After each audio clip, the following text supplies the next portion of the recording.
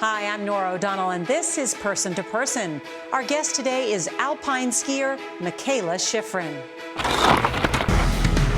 Mikaela Shiffrin is the most successful ski racer of all time. She smashed through records to win her 88th World Cup title earlier this year at the giant slalom in Andorra. Despite her success on the slopes, Shiffrin has been outspoken about her mental health struggles and launched a documentary series on YouTube to show her life between runs. Shiffrin was just named one of Time 100's most influential people of 2023, so we sat down with her for an intimate person-to-person conversation.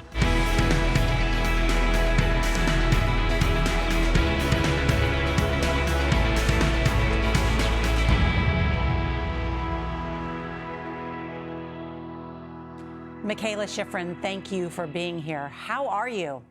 I'm doing okay. I just got back from a training camp in Norway. I've just arrived in the U.S. last night, and I'm like a little jet lagged, but otherwise I'm doing pretty well. We have been covering your successes here at CBS News, and so it's so exciting to talk to you. The most successful alpine world skier ever, breaking records in alpine skiing for men and women. What brought you to this moment?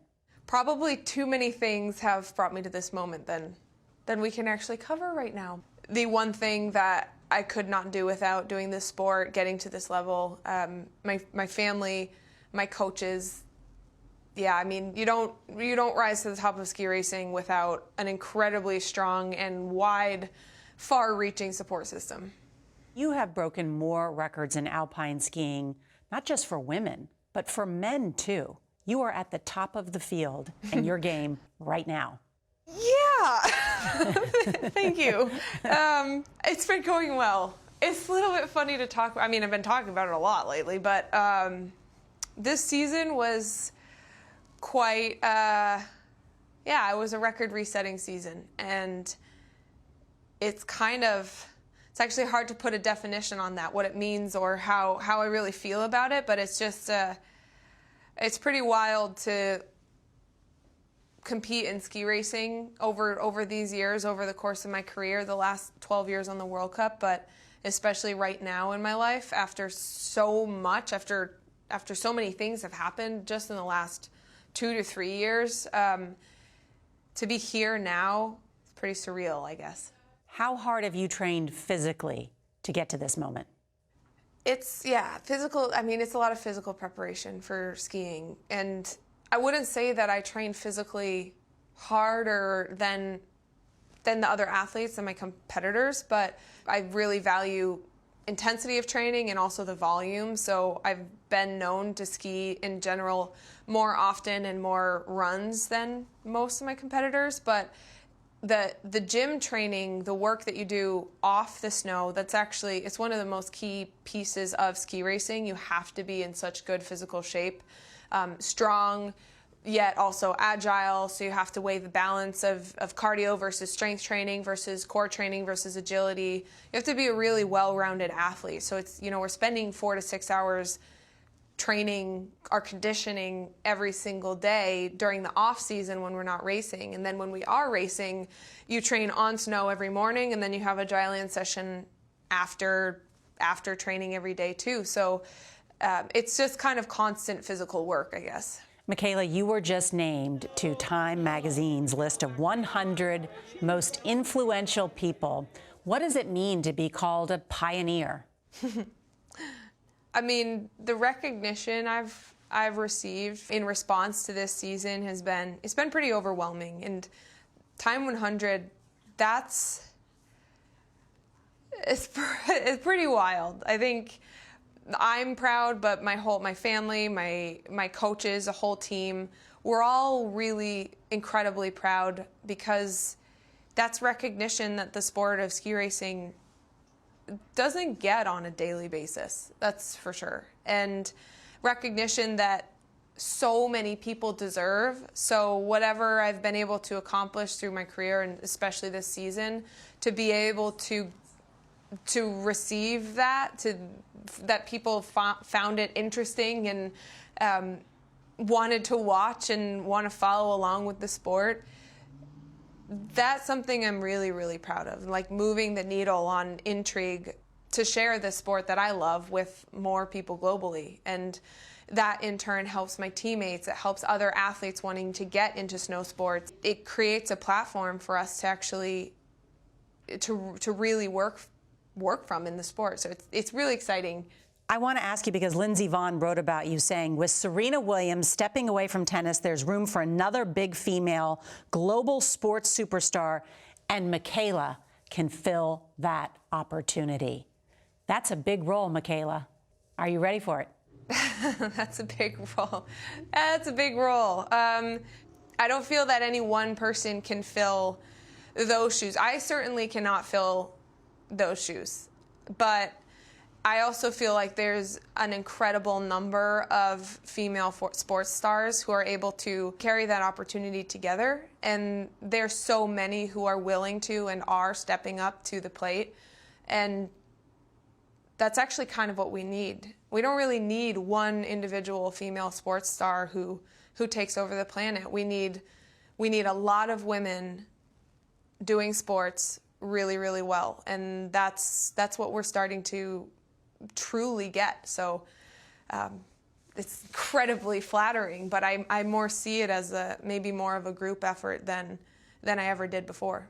You and Lindsey Vonn are icons in this sport, and I bet competitors. What's your relationship like? My greatest idol was Lindsey, and we come from incredibly different generations. I was so starstruck by her that it kind of maybe created a little bit of a barrier. When you're around someone who really, like, you're in awe of them, you don't really become friends in that level that maybe a lot of the world expected. But on the same side, the other part of the world expected that there was an enormous rivalry. For me, she's just been someone who paved the way for female ski racers. And she's paved the way for me. And maybe I've carried the torch on some level, but the things that I achieved this year, I think that stirred up a lot about Lindsey's career.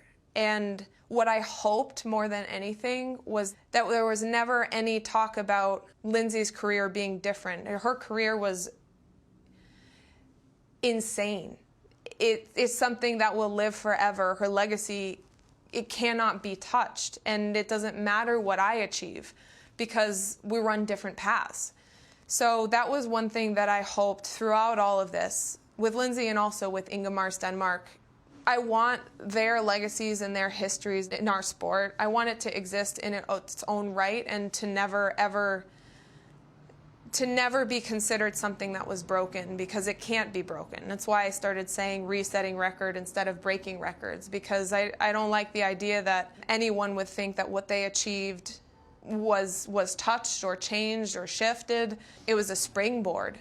All right, Mikaela, stand by. We're going to have much more with her coming up, including how she's handled challenges on the slopes.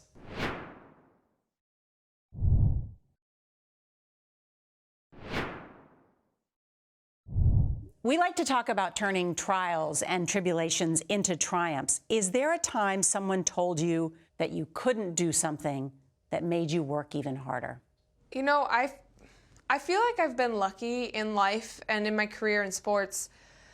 Most people haven't told me that I can't. It was more that most people just have never known what to expect or what's really possible. In general, throughout my entire career, when I talk about any ambitions that I have, a lot of, especially when I was younger, I mean, if I would talk about winning, for instance, winning the overall title in the overall World Cup title, I was talking about this when I was 16 years old, and that, you know, nobody does that at 16. Nobody even dreams about it at 16. But I was there talking about it with teammates like, no, this is something I want to do, and I want to do it in the next, 3 to 4 years of my career.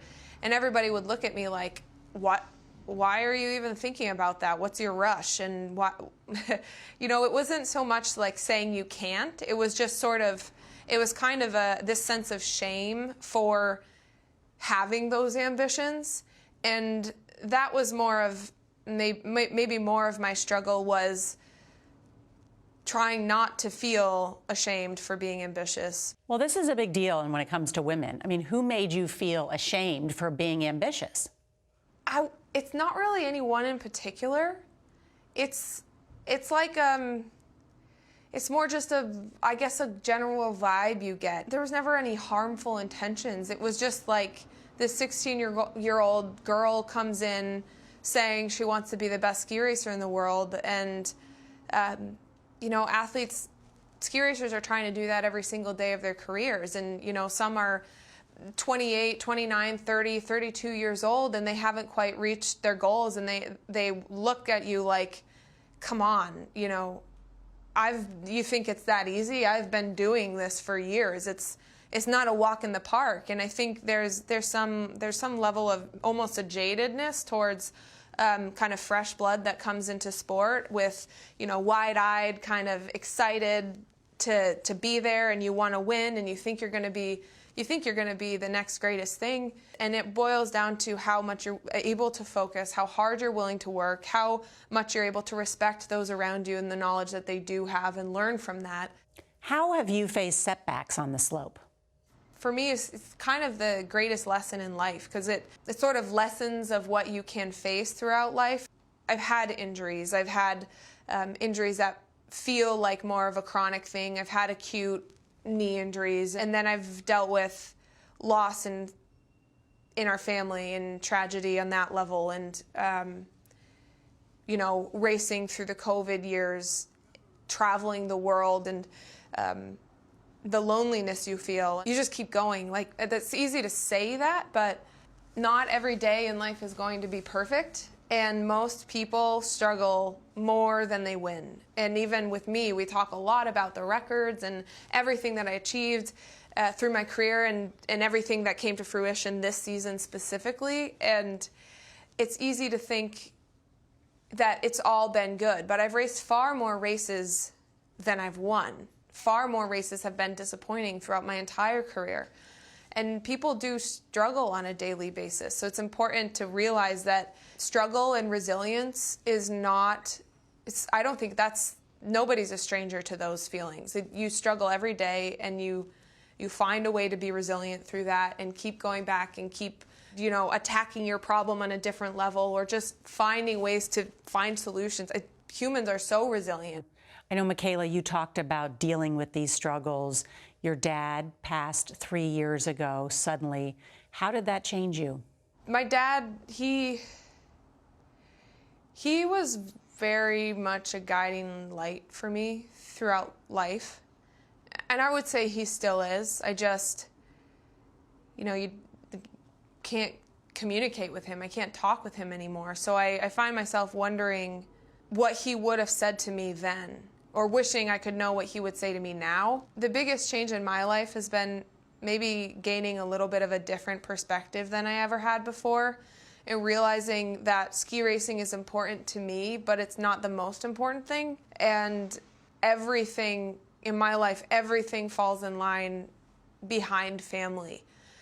But still, I still need to be able to do the things that I love. So it's more just like forcing yourself to keep taking steps forward.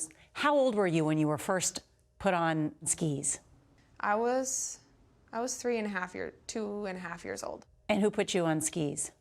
My mom and my dad put me on skis the first time. In our house, actually. So they've been your #1 supporters. Yeah, they have been.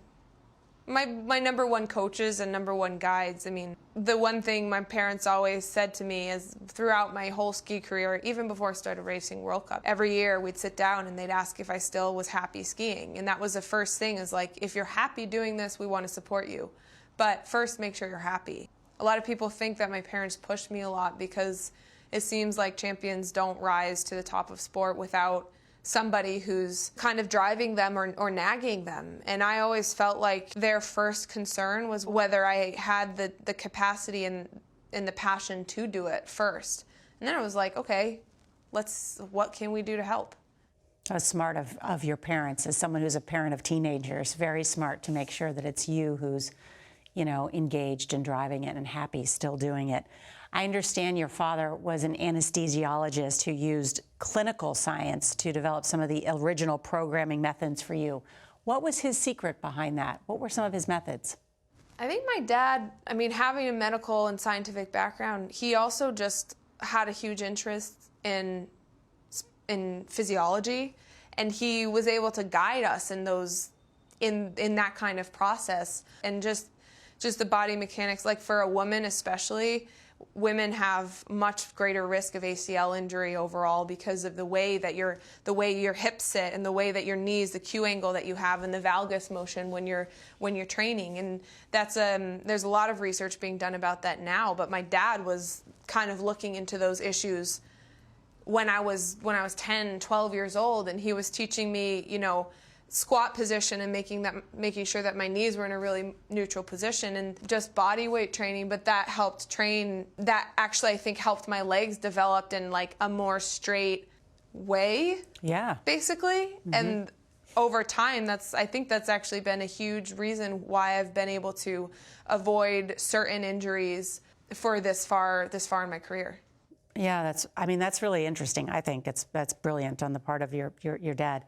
I know you talked about your struggle with memory issues after he passed. Has that improved? Yeah, my memory has improved a lot. I felt like, I couldn't remember the courses when I'd inspect a race course. I really couldn't.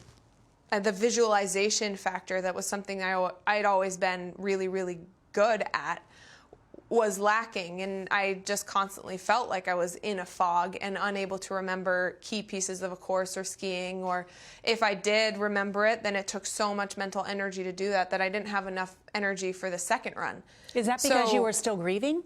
Yeah, I mean, the grieving process, I would say, never really stops, but I think time also really does help. It just, you start to go through the motions of life, what you used to do the things that are important to you.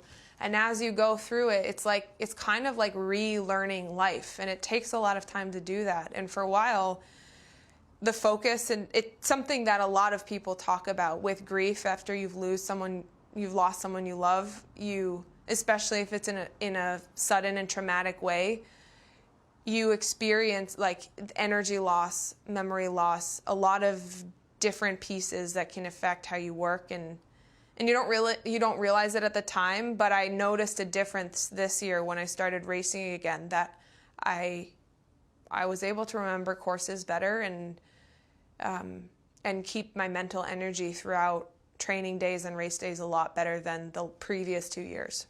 Mikaela, thank you. And when we come back, we'll talk to Mikaela Shiffrin about inspiring the next generation.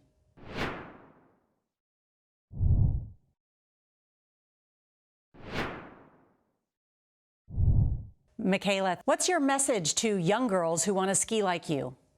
You're going to find throughout life that individuality is your most important asset, and it's the same in skiing. And you just need to take the sports figures that you love and you idolize the most, and you take the best pieces of them, and you find your own perfect formula for yourself, and that's your best chance at succeeding. The records that I reset this season, they're not untouchable. It's somebody's coming up, and somebody's going to reset those again. And the only way they're going to do that is with a support system and with motivation, work ethic, and their ability to explore themselves through skiing and their own individuality, and make the sport their own. Well, that's a very inspiring message. Mikaela Shiffrin, always a delight to talk to you. Thank you.